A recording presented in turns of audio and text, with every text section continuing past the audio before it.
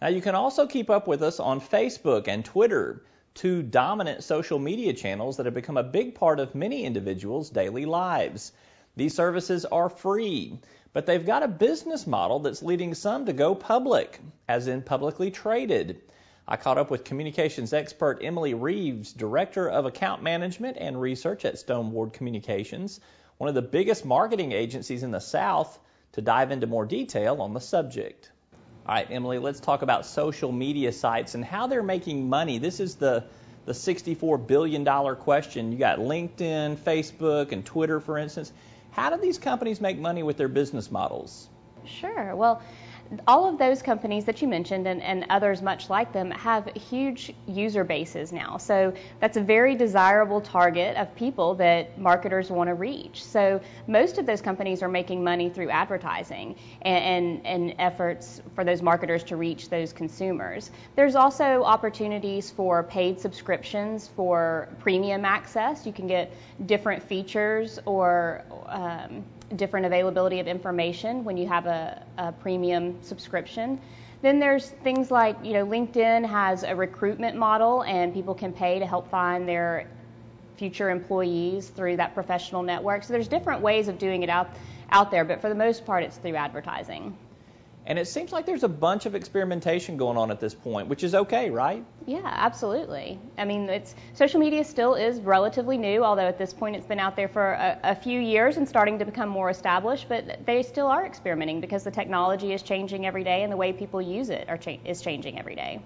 All right, we've seen a couple of companies launch public stock offerings, IPOs as they're called, initial public offerings. We're seeing others move towards that goal. LinkedIn is one that's gone public, so has Groupon. Lots of speculation about Facebook. Social game maker Zynga is another one. They've been living off this angel investors and some deep pockets for some time, but why are we all of a sudden seeing this IPO explosion? Well, at this point they're established. They have been able to prove to potential investors that they can make money. There is actual earning potential with those companies, and like I said, they've got huge user bases that are continuing to be active on those networks, and it's just, at this point, they feel like it's a proven model, so they can go out there and sell it a little bit easier. Yeah, and we don't seem to see as much speculation as we did the last time these web-based companies kind of went through this IPO type period, the tech bubble that burst years ago, as we refer to it. That's where we saw people that said, hey, I've got this great idea, let's sell it for millions or billions of dollars even. It really doesn't matter if it even comes to fruition. Do you think we're seeing a different business model these days? Absolutely. Because of that bubble bursting the first time, people are definitely more cautious, and they're looking at it and saying, okay, can you actually do this, and is it proven? Can you make money? It's not just a concept, it's an actual execution. Do you think we'll see more of this in the future? I do. Right now it's just the tip of the iceberg with LinkedIn and Groupon entering that realm. Facebook is predicted to enter that either late this year or early 2012.